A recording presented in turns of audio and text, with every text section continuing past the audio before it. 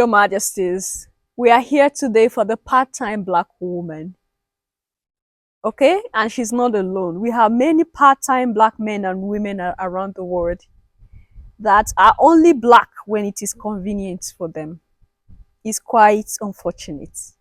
Welcome back to the channel. Thank you so much for always returning. Trust you and yours are well and you are loving yourself and others like always. Many thanks to all of you for the support you give to the channel.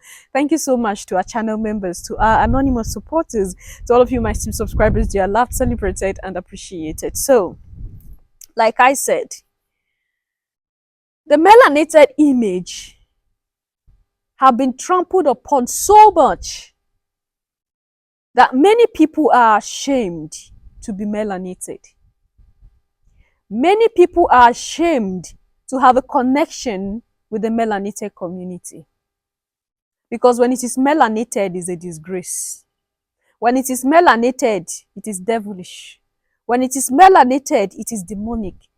This is how the world has painted the melanated community. And that's why you see situations like this, where people would not want to have anything to do with the melanated community, only when they know they need to get something out of the melanated community. So, I want to bring you Kamala Harris, the Vice President of the United States of America, and this fight between her and Trump. It's not a story, all of you know what's going on, right? But something got my attention and I want to bring that to you. The fact that, no, there's no problem. She can be Black. Of course, we are happy, right? We are happy. But why wasn't she Black when the melanated needed her? Where was she when racism were rubbed on people's faces directly in America? Why was she not melanated when George Floyd was taken advantage of? Why was she not melanated? You can name them, a whole lot. But she's now melanated when she needs the votes of the melanated community. Ooh. All right. Let's listen to what's his name. Speaking of Kamala, right? How do you feel about her? House nigga, just like Barack Obama, they do what they need to do to stay close to the white power structure. She made a career locking up Black people. This is the same woman who went on international television about a year or two ago and said America is not a racist country. Lord have mercy. You want me to go vote for a so-called Black woman who went on international television and told the world that America is not a racist country? She spit in the face of the family of Trayvon Martin. She spit in the face of the family of Breonna Taylor. She spit in the face of the family of Michael Brown, Alton Sterling, Philando Castile, Amir Locke, Dante. We can go on and on. Tamir Rice, all the Africans murdered by police, which are state-sanctioned executions. Let us be clear. The police are agents of the state. When the police kills a Black person, that is a state-sponsored execution. And in response to all this racism, the execution of George Floyd, this part-time Black woman says America is not racist. My issue ain't her being mixed race. Nobody's responsible for how they come into this world. My issue with her is not identifying with her people. Somebody asked her, what are y'all going to do for Black people? And she said, we can't pass laws just for Black people. She said this. So I'm not going to sit here and say I'm going to do something that's only going to benefit Black people. No. If the Democratic Party can't do anything just for Black people, why did y'all pass a law only for Asians? Why did y'all pass a law only for Native Americans? Why did y'all pass a law only for transgenders? Why did y'all pass a law only for LGBTQs? Why did y'all pass a law only for immigrants? If you can't do anything just for Black people, this is what she said. It came out of her mouth. If you can't do anything just for Black people, how was it possible for you and President Biden to do all these other things for specific ethnic groups in this country from whose benefit no other group can take anything from? Complete contradiction. Kamala Harris is not for black people. Dear Madam Kamala Harris, my name is Marceline Atieno Onyango. I am a former African immigrant to the United States, and this is my story. After I completed high school in Kenya, Africa, I got a supposedly full scholarship to go study in the United States of America. Specifically, I was going to Wichita Hills College in Arkansas. According to the paperwork that I received, everything was supposed to be paid for, including tuition, accommodation, food, transport, everything. And all that I had to do was to pay for my flight ticket and get to America. When I got to America, it turned out that this full scholarship was a lie. I had to sell books and magazines door to door and sleep in the churches in the sleeping bags in order to maintain my scholarship or to earn money for the scholarship. I was in this program for about a year. I never went to any school or to any classes. Eventually, I met a good Samaritan who then removed me from the program, took me to a Baptist church in Arkansas, and they raised money for me to enroll at Northwest Arkansas Community College. Unfortunately, I was only able to attend one semester because, number one, I could not afford the international tuition as an African woman. The international tuition is 3 times what American citizens pay, and the international tuition doesn't make you qualify for any scholarships, any financial aid. I did not qualify for any loans, like nothing. After I dropped out of the college, I was forced to now find a way to survive. I did not want to come back to Africa because I had come from a family that was not able. I decided to study for CNA, Certified Nursing Assistant. I got my certificate and I started working at a nursing home called Heritage Park Nursing Home in Rogers, Arkansas. I was able to get a little stable, and then I realized that the immigration was after me because now I was not going to school, so I was out of status. So I had to again run from Arkansas to Dallas, Texas to hide away from the immigration. There I was working in the nursing home, and of course, trying to send money home because we have so many resources, mineral resources, but you know what happens. I was trying to work, but then again, I had to relocate again for the same reason from California, from Dallas, Texas to North Brunswick, New Jersey. Again, from North Brunswick, New Jersey to Los Angeles. When I got to Los Angeles, one day, my father, like my biological father, died in Kenya. Unfortunately, I was not able to go to his funeral because, number one, I could not afford the air ticket, and number two, I was out of status, and so I was unable to go and then come back to America again. The only option that I had was to marry an American citizen, which, according to my upbringing, I wasn't going to marry somebody that I was not fully in love with just to get the papers. I asked my family, therefore, to film for me a video of my father's funeral and send the video to me. When the video was received, I was living then at a homeless shelter named A Brighter Future, which is located on 1553 Sunset Boulevard in California, Los Angeles. When the homeless shelter received the video, the director was named Elizabeth Olguins, and the program manager was named, the program manager was named Elizabeth Olguins, and the program director was named Kendra Shepard. Okay, I've just turned it around. Kendra Shepard was the program manager and Elizabeth Olguins was the program director. Now, when these two women received the video of my father's funeral, instead of giving the video to me, they opened the video.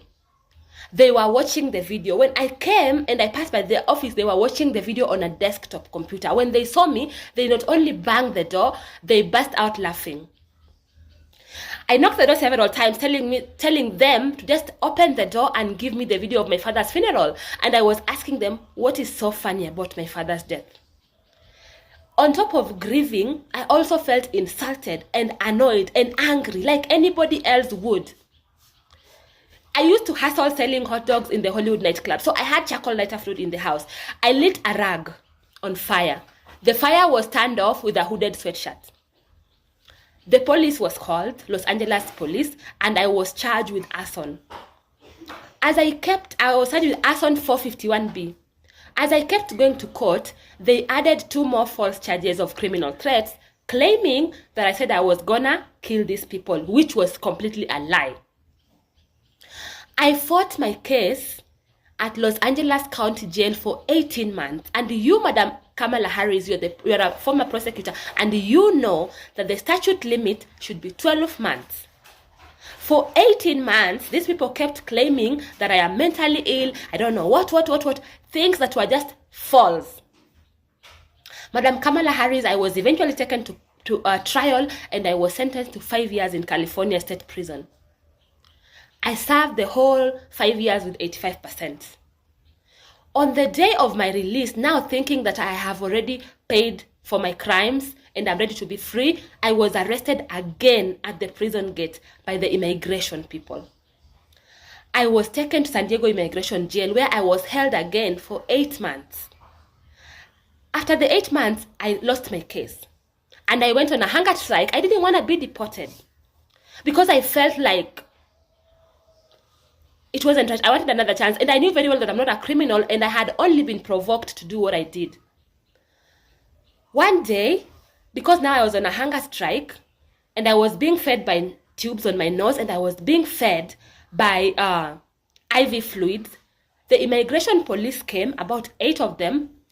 They pulled out the medical stuff out of my nose. They pulled out the IV fluids. They put me on a stretcher, naked, wearing only the hospital gown that covers the front.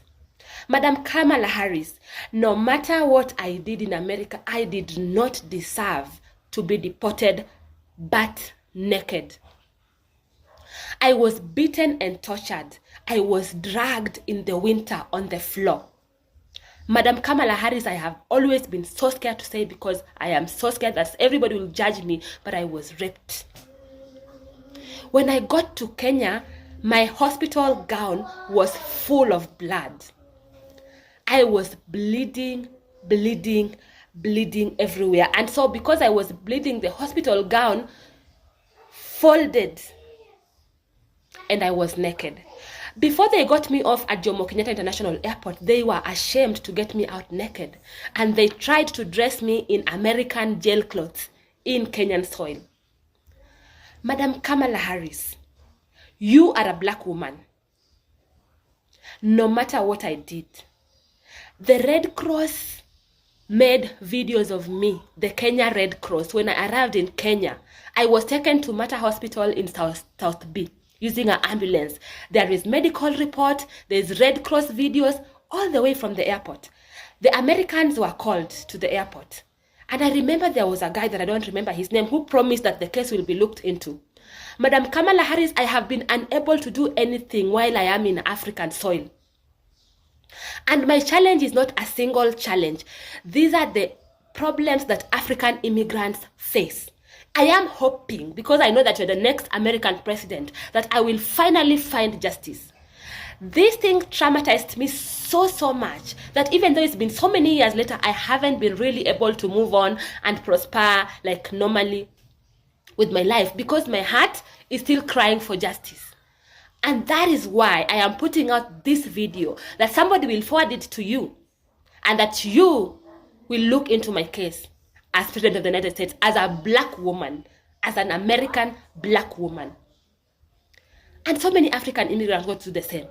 My final request, find a different way to get a pathway to citizenship. Yeah, I know that there are many ways. There is VAWA, yeah, there's VAWA, but I couldn't claim VAWA because I was already getting deported. I couldn't claim anything. In prison, police officers having sex with me, and I was just so young. So many issues that I can't talk about because this video is now, the time is up. That's my message. Thank you. The interest here is not how they came to be, okay? How they are biracial. That's not the interest. The thing here is that why is it that you are only melanated when it is convenient for you? You know all this while you're melanated, but you choose to run away from the melanated community because the world have painted the melanated community as evil. Okay, the world have painted the melanated community as bad, demonic, is evil to be black, is satanic to be black. This is the image that the world is sending out there. And that's why they do not want to have anything to do with you, no matter what and however you look at it. And that's why it's only convenient for them to be black when they need something from the black community. It's the truth before our faces, right? Now, I keep saying this, no matter how you look at this, interracial is not doing us any good. Interracial marriages is not doing us any good. All right? Because the white supremacy know is a weakness. And it is people like this that they use when it's time to betray the race, the black people. It is people like this that are used. Look at the story behind Obama and the late president of Libya, Gaddafi. Obama was used to take out Gaddafi. And why do you think they always use people who have something of black people in them to take out people, to destroy the economy of the continent? Because they want to plant discord. Okay? They want to plant distrust and discord among the melanated community so that we grow not believing ourselves anymore. We grow up not believing in us anymore. This is all the plan of white supremacy. It's a fight against us, against our existence, against our growth as a people. And that's why they always take advantage of people like this and use it against the melanated community. So we have to be careful as always. They are ashamed to be melanated when there is nothing in it for them. But when there is something in it for them, they are not ashamed to be melanated. They are not melanated because they want to be. They are melanated because they need to be melanated, because there's something they are looking for in the melanated community. The reality before our faces, however we take it, your majesties, this is it. This is it. All right, leave your thoughts and opinion there at the section, and I'll see you in my next one. Until then, love yourself, love others, stay safe, stay positive, always your majesties. Bye for now.